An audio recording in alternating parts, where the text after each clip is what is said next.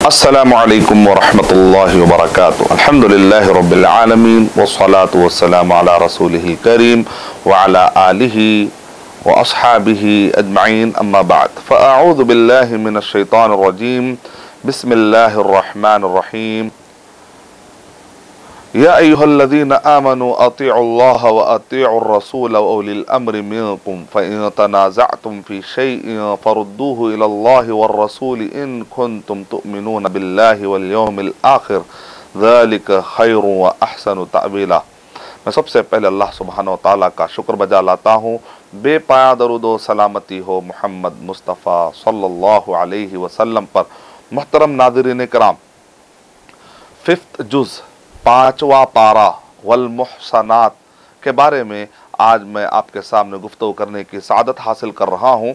वैसे मुहसनात का ये पूरा जुज़ सूरह निसा ने घेर रखा है। सूरह निसा की जो इब्तिदा हुई थी वो गुज़िश्ता एपिसोड में, हमारे गुज़िश्ता एपिसोड में चौथे पारे के आखिरी में लगभग 23 आयतें, 1 से लेकर 23 आयतें सूरह निसा की वहाँ पर हो चुकी। अब यहाँ पर वल मुहसनात ये 24वीं आयत है, 24th नंबर की ये आयत है और ये सिलसिला पूरी तरीके से चलता है और आखिरी में 147 तक, यानी आप गौर कर रहे हैं कि सूरह अगर आयत नंबर 24 से वल मुहसनात शुरू हो रहा है तो ये जाकर ख़त्म होगा 147 पर। तो लगभग 120 से कुछ ज़्यादा आयतें, इतने आयतें 123 आयतें ये है एक पारे की। एक पारे के अंदर इतनी आयतें हैं जो आज हम सबको समझने की कोशिश करनी है, क्योंकि हमने तरावी पढ़ी है और इमाम साहब के पीछे हमने 5वां पारा पढ़ा है। अब इसको हम समझने की भी कोशिश करें कि आखिर इसके अंदर हमारे लिए क्या पैगाम है। तो सूरह निसा का जनरली जो पैगाम है, अगर हम सूरह निसा जो कि मुकम्मल जो आयतें हैं ये लगभग 176 आयतें, 176 आयतें हैं। इसका कुछ हिस्सा सूरह निसा के आखिरी में है। इसका चौथे पारे के आखिरी का जो पौ पारा है, चौथे पारे का आखिरी का पौ पारा है, सूरह निसा का कुछ हिस्सा वहाँ पाया जाता है, शुरू का हिस्सा। दरमियान का बहुत बड़ा हिस्सा वल मुहसनात में है, फिर आखिरी का थोड़ा सा हिस्सा 6वें पारे में है। तो आज हम 5वां पारा समझने की कोशिश करेंगे इंशाअल्लाह। तो सूरह निसा का जो जनरल थीम और टॉपिक और ओवरव्यू है वो ये है कि इसके अंदर शफ़क़त, रहमत, अदल, इंसाफ, ख़ास तौर से कमज़ोरों का ज़िक्र बहुत ज़्यादा है। यतीमों का ज़िक्र है, ख़वातीन का ज़िक्र है, बूढ़ों का ज़िक्र है। वो सारे कमज़ोर, वो गैर मुस्लिम जो अक़लियत बनकर मुसलमानों के दरमियान मुआहदा करके जीते हैं, और इसी तरीके से वो लोग जो सोसाइटी के कमज़ोर लोग होते हैं उन सारे लोगों का जिक्र है। और साथ में पीपल्स राइट, लोगों के हुकूक़ का इसके अंदर जिक्र है।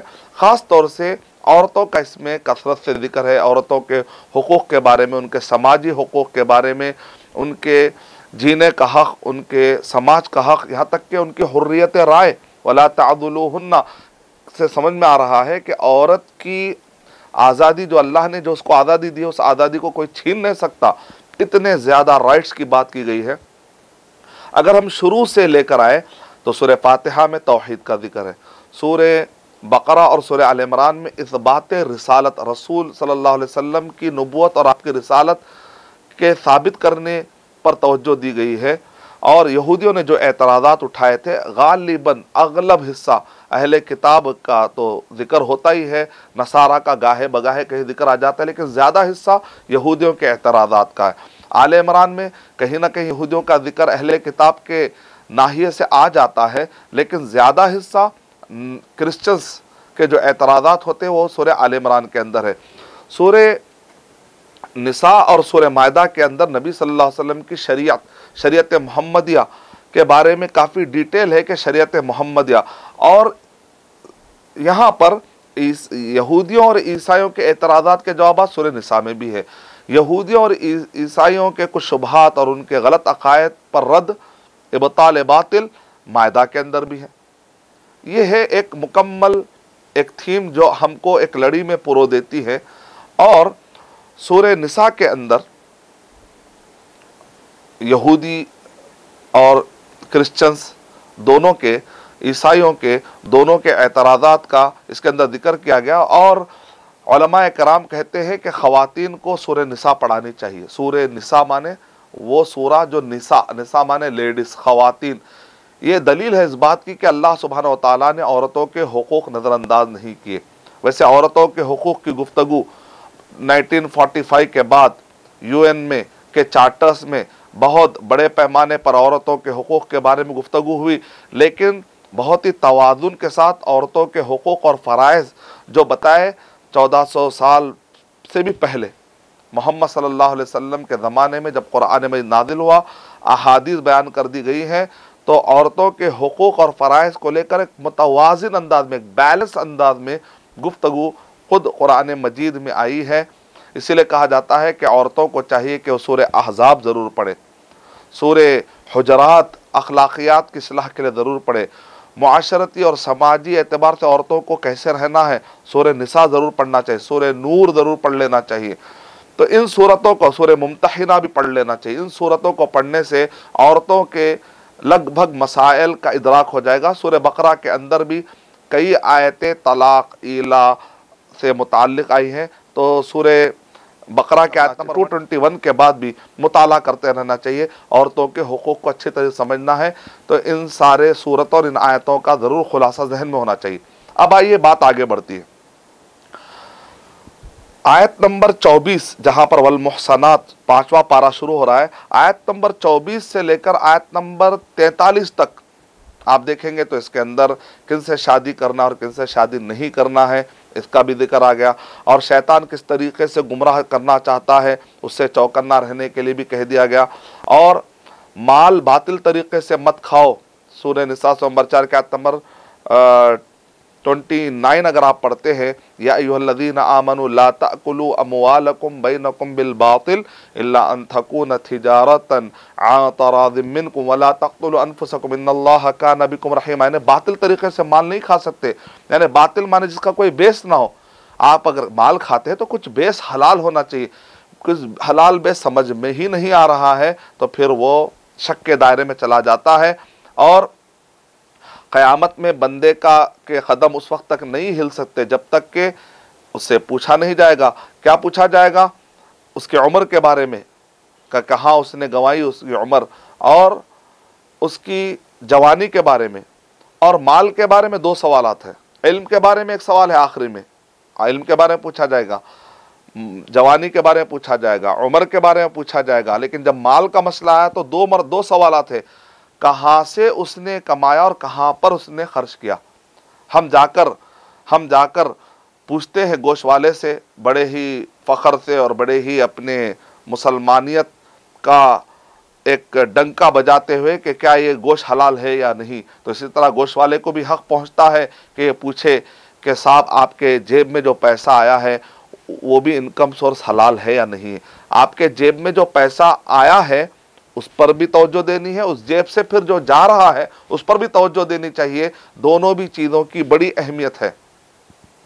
और आगे पढ़ते आयत नंबर 36 के अंदर पीपल्स राइट बताए गए, अल्लाह का हक, बंदे का हक, हुकूकुल्लाह और हुकूकुल इबाद, बैलेंस होना चाहिए। कुछ लोग हैं जो हुकूकुल्लाह अदा करते हैं, बंदों के हुकूक मार देते हैं। कुछ लोग हैं बंदों के हुकूक में बहुत आगे होते हैं लेकिन अल्लाह का तारुफ ही नहीं है। तो दोनों में बैलेंस होना चाहिए।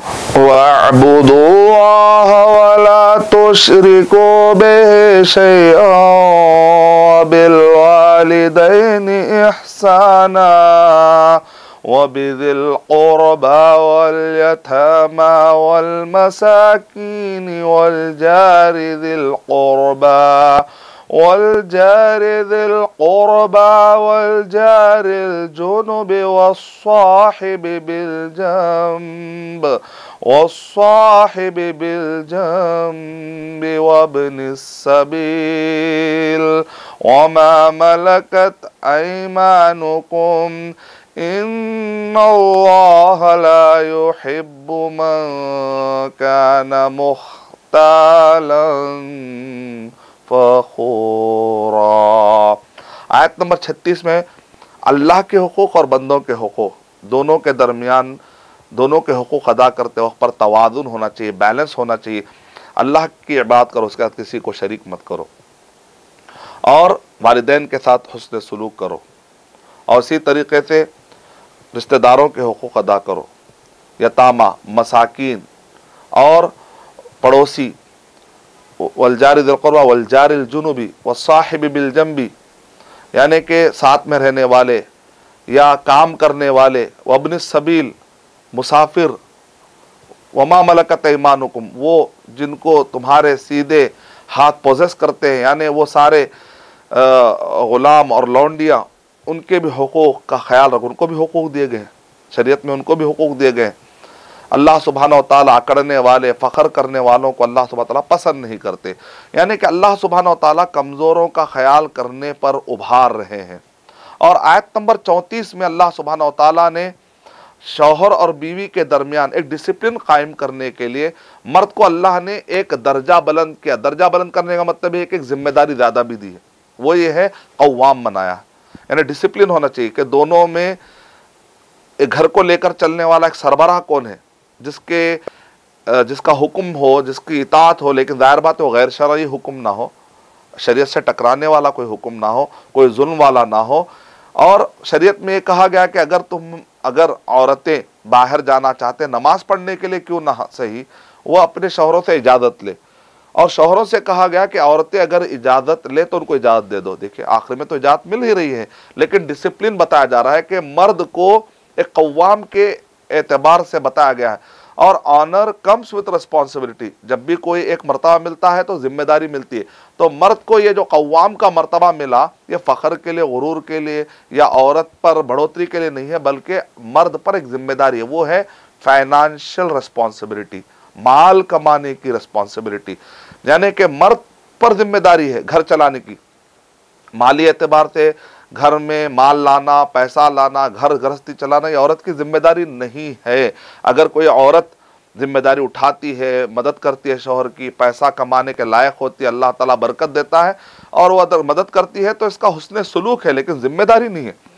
अर्रिजालु क़व्वामूना अलन निसाई बिमा फ़द्दलल्लाहु बअदहुम अला बअद व बिमा अनफ़क़ू, यानी कि अल्लाह ताला कह रहे क्योंकि वो खर्च कर रहे हैं, माली एतबार से नफ़क़ा देने की जिम्मेदारी चूँकि मर्दों पर है, लिहाजा उनको कव्वाम बनाया गया। और आगे इसके अंदर बताया जा रहा है कि इख्तलाफात भी होते हैं, शौहर भी इख्तलाफात भी होते हैं।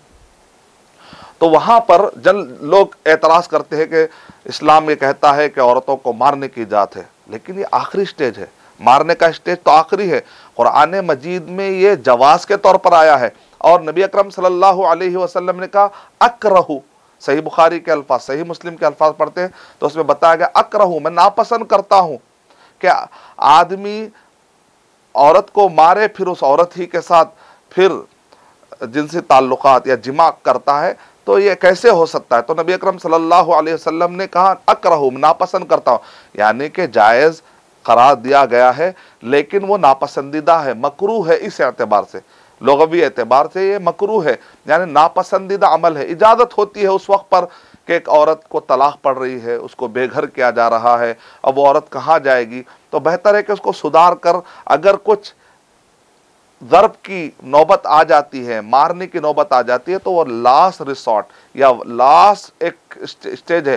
पहले क्या करना चाहिए, फ़ाइदूहुन्ना, नसीहत करो कहा गया, वहजुरूहुन्ना फिल मज़ाजि'i, अगर नसीहत से भी काम ना चले। और कैसे बड़े बड़े नाफरमानियों की बात हो रही, ये छोटे मोटे नमक कम हो गया या शक्कर कम हो गई, ये नाफरमानियाँ मुराद नहीं है। वो नाफरमानियाँ कि फ़लाँ एक मर्द घर में आए, बिस्तर तक भी आ जाए, मर्द कह रहा है कि फ़लाँ मर्द घर तक और बिस्तर तक ना आए, लेकिन उस पर औरत तवज्जो नहीं दे रही है, बद दिमागी की वजह से या मिसमैनेजमेंट की वजह से या किसी भी एतबार से, तो तवज्जो दिलाने के लिए कहा जाए। इस कस्म की नाफरमानियाँ जो कि मर्द को बार बार नाफरमान होने के से जो गलत फहमियाँ पैदा हो सकती है और इज़्दिवाजी ताल्लुकात ख़राब हो सकते हैं, जैसे बड़े बड़े नाफरमानियाँ मुराद है। नुशूद आया है और इस्यान का वर्ड नहीं आया। और नबी अकरम सल्लल्लाहु अलैहि वसल्लम ने कहा भी मारना है तो उसमें याद रहे ज़रबन गैर मुबर्रिहिन, कि उसमें कोई ज़ख़म नहीं आना चाहिए।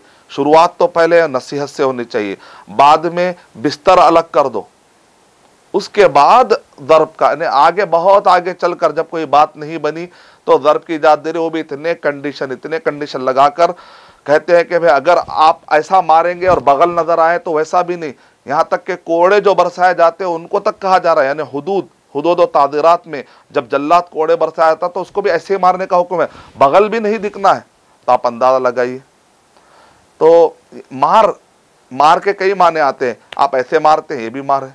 चेहरे पे आप मारना हराम है, सर पे मार रहे हैं, नाजुक जगहों पे मार रहे हैं, ऐसी जगह पे मार रहे हैं जिसकी वजह से औरत मर रही है या बीमार हो जा रही है या जख्म आ रहा है या उससे खून निकल रहा है, ये सब गुनाह वाले काम है। तो मार, इसको भी मार कहते हैं।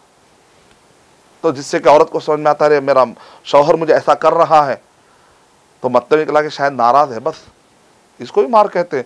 आपने ये क्यों समझ लिया कि मार का मतलब होता है कि बेतहाशा मार, इंतकाम वाली मार, जख्म वाली मार? तो इसको खामखा के इशू बनाया जा रहा है। अगर उसको सही कॉन्टेक्स्ट में पढ़ा जाए तो फिर ऐसे कोई एतराज़ वाली बात ही नहीं होती, और इसको नापसंद किया गया है, रेर इस्तेमाल करने के लिए कहा गया। नबी अकरम सल्लल्लाहु अलैहि वसल्लम ने अपनी पूरी ज़िंदगी में ना बच्चों को मारा, ना अपने औरतों को मारा। तो जो लोग दफ़े शदीद का जिक्र आया लेकिन मारने का जिक्र कहीं पर भी नहीं आया। लेकिन बहुत सारे मुसलमानों की इस्लाह करने की ज़रूरत है जो गाली गलौज पर उतर आ जाते हैं या सीधा मारने लगते हैं। नऊज़ु बिल्लाह, ये सब गलत हरकतें हैं, इस्लाम को बदनाम करने की अपनों और गैरों की एक साजिश, और अपने और गैरों के इस्लाम को बदनाम करने की एक शक्ल है। अल्लाह हिफाज़त फरमाए। तो ये सारे तालीमात हमको मिलते दिखे, कितने प्यारी तालीमात है। सूरह निसा पढ़ने से पता चलता है कि एक मुआशरे को कैसे बचाया जाए, बिगड़ने से कैसे बचाया जाए। और आयत नंबर 44 से लेकर 58 तक यह बताया गया यहूदी किस तरीके से सोसाइटी को ख़राब करते थे और किस तरीके से ख़राब करते हैं और कैसे वो लोगों को मिसगाइड करते हैं। इस बारे में उनके यानी कि कहते हैं कि पर्दाफाश किया गया, उनके करतूतों से पर्दाफाश किया गया है। और इसी के अंदर जो वो हसद करते हैं और जो जिप्त यानी कि जादू का जो सहारा लेते हैं, ये सारे चीज़ें बताएगा। और अल्लाह सुब्हानहू व तआला रहम खाता है, अल्लाह सुब्हानहू व तआला इंसाफ की बात करते हैं। अल्लाह सुब्हानहू व तआला के जो भी फैसले होते हैं वो मबनी बर अदल होते हैं। और इसीलिए अल्लाह सुब्हानहू व तआला इरशाद फरमा रहे हैं अद्दुल अमानाति इला अहलिहा, कि लोगों को उनकी अमानतें उनके हवाले कर दो। और अल्लाह सुब्हानहू व तआला कह रहे हैं कि देखो इन्नल्लाह निअम्मा यईदुकुम बिह, कि अल्लाह सुब्हानहू व तआला तुम्हें बेहतरीन नसीहत कर रहे हैं, बेहतरीन नसीहत कर रहे हैं। और आयत नंबर 59 से लेकर 70 जब हम पढ़ते हैं तो इसके अंदर बेसिक टीचिंग दी गई है। आयत नंबर 59 तो मशहूर है, या अय्युहल्लज़ीना आमनू अतीउल्लाह व अतीउर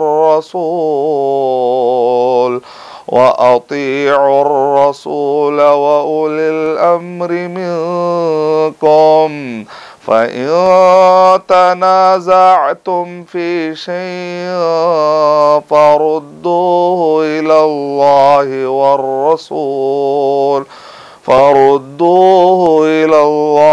वर्रसूल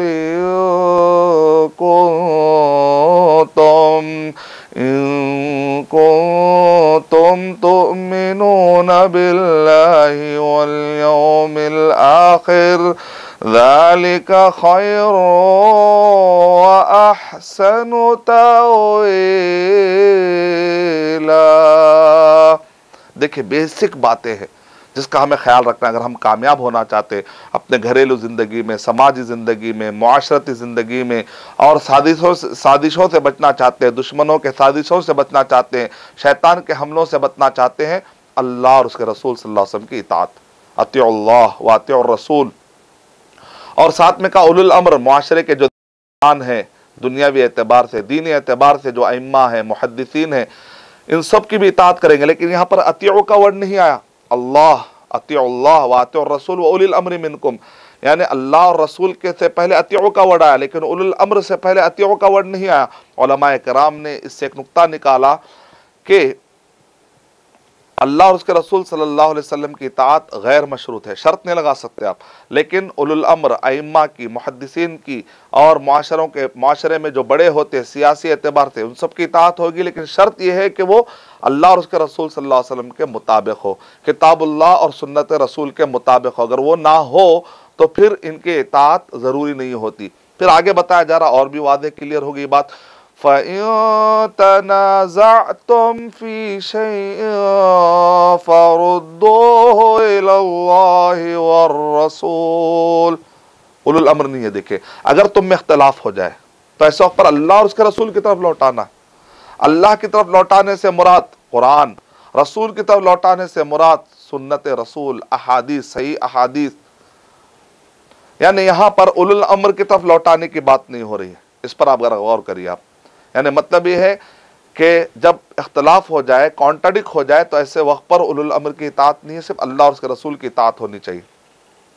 इन कुंतुम तुमिनून बिल्लाहि वल यौमिल आखिर, अगर तुम्हारा ईमान अल्लाह पर है, आखिरत पर है, तो फिर ऐसा करना पड़ेगा। ज़ालिका खैरु व अहसनु तावीला, ये बेहतरीन काम है जो तुम कर रहे हो। अंजाम के एतबार से भी यही बेहतर है, अंजाम के एतबार से भी यही बेहतर है। आयत नंबर 65 पढ़ेंगे तो उसके अंदर बताया जा रहा है, फला वरब्बिका ला युमिनून हत्ता युहक्किमूका फीमा शजरा बैनहुम सुम्मा ला यजिदू फी अंफुसिहिम हरजन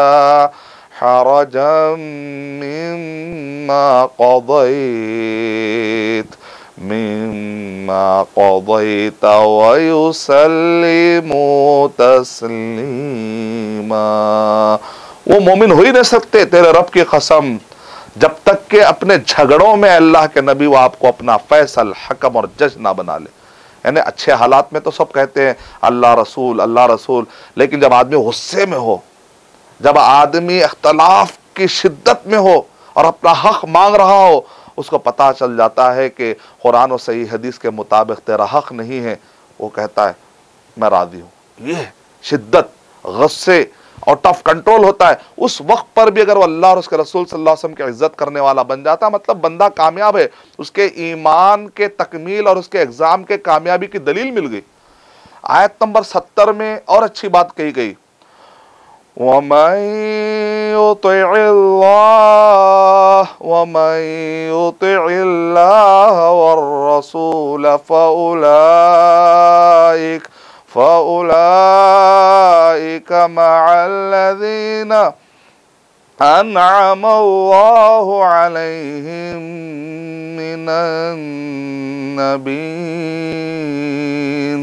मिनन्नबीय्यीन वस्सिद्दीक़ीन वश्शुहदाअ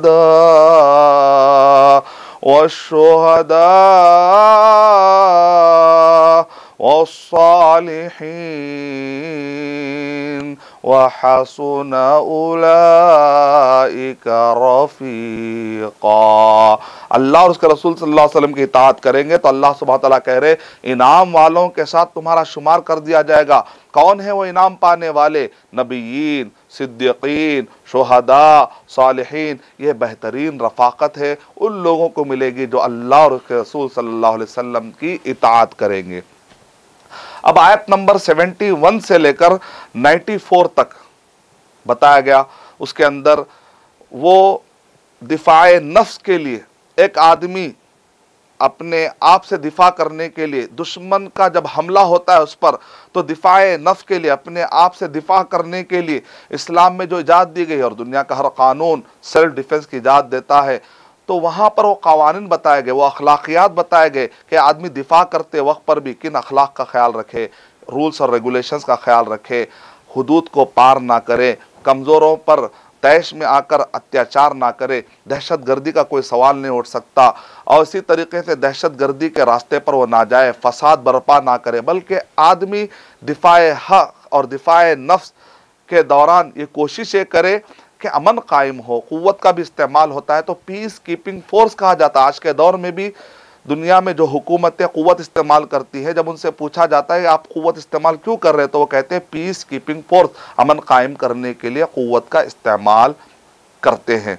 और इसी तरह हर हुकूमत ऑफिशियल लेवल पर क़ुव्वत का इस्तेमाल करती है ताकि डाकुओं को, चोरों को उचकने का मौका ना मिले। पुलिस स्टेशन कायम किया जाता है और एक जुडिशरी, एक लॉ और बाकायदा एक सिस्टम कायम किया जाता है, फोर्स इस्तेमाल किया जाता है। तो इस्लामी हुकूमतें भी ऑफिशियल लेवल पर जब फोर्स का इस्तेमाल करते हैं तो हुकूमती सतह पर इजाज़त हो, हाकिम के लिए इजाज़त होती है कि वो भी शरपसंदों को, फसादियों को रोकने के लिए फोर्स का इस्तेमाल करता है। तो इसमें कोई इलॉजिकल वाली बात नहीं है, बल्कि बड़ी लॉजिकल वाली बात है कि एक हुकूमत को पावर का और फोर्स का इस्तेमाल करना पड़ता है ताकि माशरे के अंदर से फसाद करने वाले, शर फैलाने वाले एलिमेंट्स, जो सोशल एंटी सोशल एलिमेंट्स होते हैं, उनको दूर करने के लिए ज़रूरी हो जाता है।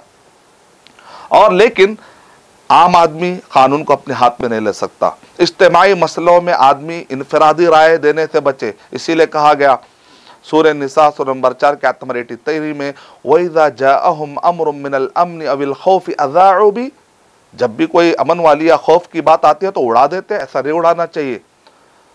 वलो रद्दूहु इला रसूल व इला उलिल अम्रि मिनहुम, के नबी सल्लल्लाहु अलैहि वसल्लम के ज़माने में कुछ लोगों ने ऐसा किया तो कहा क्यों नहीं वो लोग रसूल की तरफ ले जाते, अथॉरिटी यानी आपके एरिया के जो हाकिम होते हैं, जो सरबरा होते हैं, उन तक ले जाकर बात पहुंचाते। गली गली अफवाह फैलाने से फसाद बर्पा होता है, इनफरादी राय देने से फसाद बर्पा होता है। जो अथॉरिटी होती है और जो जिम्मेदारान होते हैं, उन तक बात ले जाने से मामला दबता है और सही तरीके से शरपसंदों को एक राह दिखाई जाती है और माशरे में मासूमों की हिफाजत होती है। देखा आपने कितना बड़ा फ़ायदा है।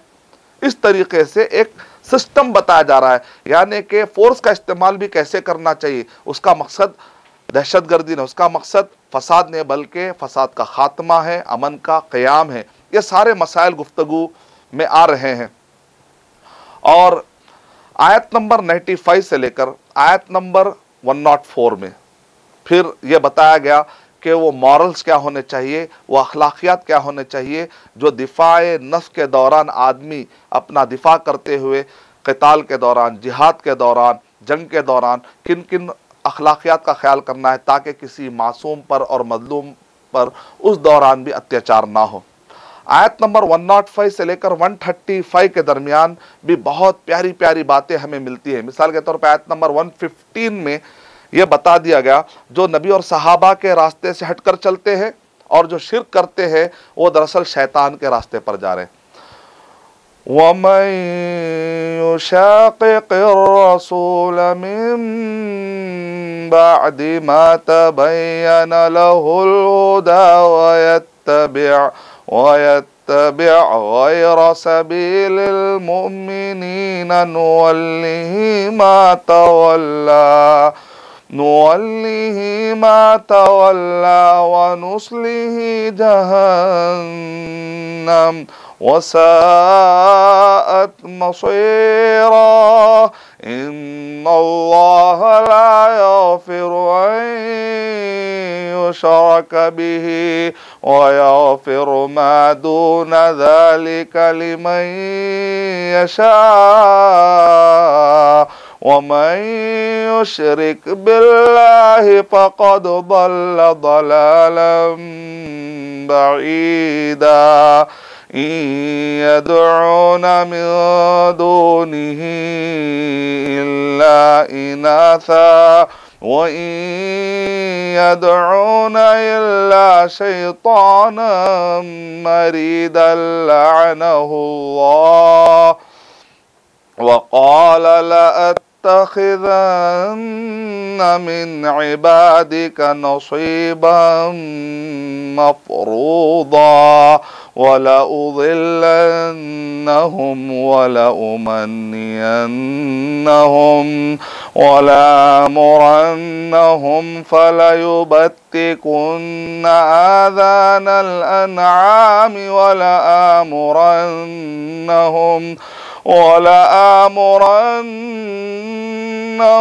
फलयुग़य्यिरुन्न ख़ल्क़ल्लाह वमन यत्तख़िज़िश्शैतान वलिय्यन मिन दूनिल्लाह फ़क़द ख़सिरा ख़ुस्रानन मुबीना यईदुहुम वयुमन्नीहिम वमा यईदुहुमुश्शैतानु इल्ला गुरूरा उलाइका मअवाहुम जहन्नम जहन्नम वला यजिदूना अन्हा महीसा। आयत नंबर 115 में नबी और सहाबा के रास्ते से हट जाएंगे तो आदमी उसी रास्ते से जहन्नम में चला जाएगा। आयत नंबर 116 में है, जो शिर्क करता है अल्लाह सुब्हानहू व तआला कह रहे हो कि दूर की गुमराही में जा पड़ता है और अल्लाह ताला आदमी के शिर्क को माफ़ नहीं करता। आदमी अगर इसी हालत में मर गया, उसने तौबा नहीं की, तो अल्लाह सुब्हानहू व तआला माफ़ नहीं करता। इसके अलावा अगर कोई है तो अल्लाह चाहे तो माफ़ कर सकता है। बंदा अगर तौबा भी ना करके मर जाए लेकिन अल्लाह ताला माफ़ कर सकता है। लेकिन शिर्क करता है और तौबा नहीं करता है तो उसको कोई बचाने वाला नहीं है। दरअसल ये लोग शैतान मरीद के रास्ते पर चल रहे, अल्लाह लानत करे। और शैतान ने अल्लाह ताला से कहा था कि मैं तेरे बंदों में से कुछ को लेकर रहूँगा। जो शिर्क करते हैं, नबी और सहाबा के रास्ते से हटते हैं, वो शैतान के रास्ते पर जाते हैं, मनमाने अंदाज में कुरान की तफसीरें कर देते हैं। अल्लाह हिफाज़त फरमाए। और शैतान के जो वादे हैं वो सच्चे नहीं होते। अल्लाह ताला कह रहे हैं कि आखिरी में जहन्नम ले जाएगा और फिर जहन्नम से कोई बचाने वाला नहीं होगा। तो ये सारी बातें आयत नंबर 105 से लेकर 135 के दरमियान बहुत खुले खुले वाज़े अंदाज में अल्लाह सुब्हानहू व तआला ने हमको समझाया है। आयत नंबर 150 से लेकर 170 तक अगर हम पढ़ते हैं तो उसके अंदर अहले किताब के मुख्तलिफ किस्म के इनहराफात का जिक्र आया है। अहले किताब किस तरीके से इनहराफ करते हैं और उनके क्या क्या कमज़ोरियाँ थी जिसकी वजह से उनको सबुकदोश किया गया, उनको सियादत से क़यादत से निकाला गया, उनकी फ़जीलतें छीन ली गई। और उसके बाद बनी इस्माइल में मोहम्मद सल्लल्लाहु अलैहि वसल्लम को अल्लाह ताला ने और इस उम्मत मोहम्मदिया को अल्लाह ताला ने बड़ी इज़्ज़त दी है। और क्यों क़यादत छीन ली गई, उनके कमज़ोरियों का जिक्र हुआ और उन्होंने जो जो भी अल्लाह सुब्हानहू व तआला पे इफ्तरात बांधे उन सारे चीज़ों का बहरहाल जिक्र हुआ। मुनाफिकों से दूर रहने के लिए कहा गया। ये सारे मसाइल का जिक्र आता है। आयत नंबर 171 से लेकर 176 तक अगर आप पढ़ते हैं, यानी इसके बाद तकरीबन एक दूसरा पारा शुरू हो रहा है, दूसरा पारा शुरू हो रहा है और छठवें पारे में भी हम जा रहे हैं। कुछ हिस्सा हम इसलिए लेते हैं ताकि बड़ी मुनासबत है। तो उसके अंदर अल्लाह सुब्हानहू व तआला ने अहले किताब को कहा कि तुम गुलू से बचो, शिर्क से बचो। और आखिरी में कहा गया कि देखो ये कुरान है, ये बुरहान है। ए अहले किताब, तुम अगर वापस आना चाहते हो तो ये बुरहान है, ये कुरान है, इसकी रोशनी में तुम अपनी इस्लाह कर लो। ए यहूदियों, ए नसरानियों, तुम अपनी इस्लाह कर लो। तो ये अहले किताब और इन नसरानियों के बारे में बार बार हमें क्यों बताया जा रहा है? पहली बात तो ये है कि उम्मत मुस्लिमा को हर जगह पर इनसे साबका पड़ता है, तो इनका बैकग्राउंड समझाया जा रहा है, इनका मिजाज समझाया जा रहा है ताकि हम उनको जहन्नम से बचाने की फिक्र करें। बैकग्राउंड अच्छा पता रहेगा तो बात करने में आसानी रहेगी, डील क्लोज करने में आसानी रहेगी। उनको जहन्नम से बचाने के लिए आपको कामयाबी मिल सकती है इंशाअल्लाह, अगर अल्लाह चाहा, अल्लाह अगर तौफीक दे। और इसी तरीके से किस किस तरीके से तारीख में इन्होंने नबियों को सताया, ये भी पता होने से नबी अकरम सल्लल्लाहु अलैहि वसल्लम को, सहाबा कराम को भी तसल्ली हो रही है। और अगर कहीं पर मुसलमान इनसे कुछ तकलीफ उठाते हैं तो उनको भी तसल्ली होती है कि भाई तारीख में भी ऐसा इन्होंने किया है। ज़रूरी नहीं कि आपके बुरे होने की वजह से ही सामने वाला सताए, बाज़ औक़ात सामने वाला भी शरारत में मुब्तला हो जाता है, शैतानी हरकतें करने लगता है, नतीजे में आपको सताता है। तो इतने ज़्यादा आप सेंसिटिव ना बने कि शायद मेरी वजह से कुछ हो रहा है, मेरी वजह से कुछ हो रहा है। इतना भी ज़्यादा ओवर रिएक्ट करने की ज़रूरत नहीं है। समझ जाना चाहिए कि दुनिया में कुछ कौमें होती हैं जो शरारत करती हैं। तो कुछ कौमों के बारे में, पूरे नहीं, पूरे अहले किताब ने, कुछ अहले किताब, क्योंकि अच्छे अहले किताब की तारीफ भी आई है, जो लोग मान लेते हैं, जो लोग खामोश रहते हैं, जो मासूम है, जो इनोसेंट है, उनके बारे में कुरान मजीद ने अच्छे तरीके से उनका जिक्र किया है। लेकिन वो जो दुश्मनी पर आते, वो जो शरारत करते, उन अहले किताब के बारे में गुफ्तगू हो रही है कि उनसे किस तरह से चौकन्ना रहना है। तो ये दोनों भी वाज़ेह तौर पर तसव्वुर करते हुए क्लियर बात होनी चाहिए। आयत नंबर 171 में अल्लाह ताला ने कहा, या अहलल किताब ला तग़लू फी दीनिकुम वला तक़ूलू अलल्लाहि इल्लल हक़ इन्नमल मसीहु ईसा इब्नु मरयम रसूलुल्लाहि व कलिमतुहु अलक़ाहा इला मरयम व रूहुम मिन फ़आमिनू बिल्लाहि व रसूलिहि वला तक़ूलू सलासा इंतहू खैरल लकुम इन्नमल्लाहु इलाहु वाहिद सुब्हानहु अन यकून लहु वलद लहु मा फिस समावाति व मा फिल अर्द व कफ़ा बिल्लाहि वकीला। अहले किताब, गुलू मत करो, हक बात कहो, अल्लाह पर जो भी बात कर रहे हो हक बात कहो। ईसा अलैहिस्सलाम तो मरियम अलैहिस्सलाम के बेटे, अल्लाह के रसूल हैं। वो एक कलीमा है कुन फयकून, जिसके कहने से अल्लाह सुब्हानहू तआला ने बगैर बाप के पैदा किया। इससे पहले आदम अलैहिस्सलाम को दूसरी आयतों में बताया गया कि बगैर बा और बाप दोनों के पैदा किया, और हव्वा अलैहिस्सलाम तो मर्द से निकल रहे हैं। तो मिराकलस बर्थ की वजह से इतना मुतासिर ना हो जाए कि तुम खुदा समझने लगो, तो दूसरी आयतों के पढ़ने से पता चलता है। यहाँ पर भी अल्लाह सुब्हानहू तआला कह रहे हैं वो एक कलीमा है जो कुन फयकून कहने की वजह से, अल्लाह सुब्हानहू तआला के उस फैसले की वजह से, बगैर अल्लाह मोहताज नहीं है कि मर्द ही से पैदा करे। अल्लाह ताला ने मरियम अलैहिस्सलाम की करामत और उनकी अज़मत के बगैर किसी शौहर के, मरियम अलैहिस्सलाम ने एक बेहतरीन बेटा, उन्होंने एक विलादत, अल्लाह ताला ने उनको बच्चे से नवाजा। और अल्लाह सुब्हानहू तआला कह रहे हैं अलक़ाहा इला मरियम व रूहुम मिन, और अल्लाह सुब्हानहू तआला की तरफ से, अल्लाह के हुक्म से एक रूह आई और बच्चा पैदा हुआ। तो ये अल्लाह के फैसले की तरफ से था। रूह मिन फ़आमिनु बिल्लाहि व रसूलिही, तो तुम अल्लाह पर और उसके रसूल पर ईमान लाओ। वला तक़ूलू सलासा, डोंट से ट्रिनिटी, तुम तीन मिलाकर एक है खुदा, ये तसव्वुर मत रखो। खालिस अकीदा रखो जो सूरह इखलास में है, खालिस तौहीद होनी चाहिए। कुल हुवल्लाहु अहद, एक का मतलब एक ही होता है, तीन मिलाकर एक कैसे होता है? कौन सी मैथ्स पढ़ी है तुमने? वला तक़ूलू सलासा इंतहू खैरल लकुम, इससे रुक जाओ, यही तुम्हारे लिए बेहतर है। इन्नमल्लाहु इलाहुन वाहिद, अल्लाह तो एक ही है। सुबहाना, पाक है वो ज़ात। अन्ना यकून लहू वलद, कहाँ से उसके लिए लड़का होगा? लहू माफिस समावाति व माफिल अर्द, आसमानों और ज़मीन में जो कुछ भी है सब अल्लाह ताला उसका मालिक है। वो अल्लाह ताला का हिस्सा नहीं है, वो अल्लाह ताला का बेटा या अल्लाह ताला का हिस्सा बनाने की कोशिश मत करो, वो सब मखलूक़ात है। लहू माफिस समावाति व माफिल अर्द व कफ़ा बिल्लाहि वकीला, और अल्लाह सुब्हानहू तआला कारसाज है। तो ये बेहतरीन आयतें हैं, इस पर गौर व तदब्बुर करने से हमको ईसाई हज़रात को भी इस्लाम समझाने और उनका बैकग्राउंड समझकर उनको जहन्नम से बचाने की हम फ़िक्र कर सकते हैं। मैं अल्लाह ताला से दुआ करता हूँ कि अल्लाह सुब्हानहू तआला हमें इन आयतों पर गौर व फ़िक्र करके अपना ईमान पहले सही करने, अपना अमल सही करने और दूसरों को दावत और इस्लाह का काम करने के लिए हमें तवज्जो देने के अल्लाह तौफ़ीक़ अता फ़रमाए। आमीन व आखिरु दअवाना अनिल हम्दुलिल्लाहि रब्बिल आलमीन।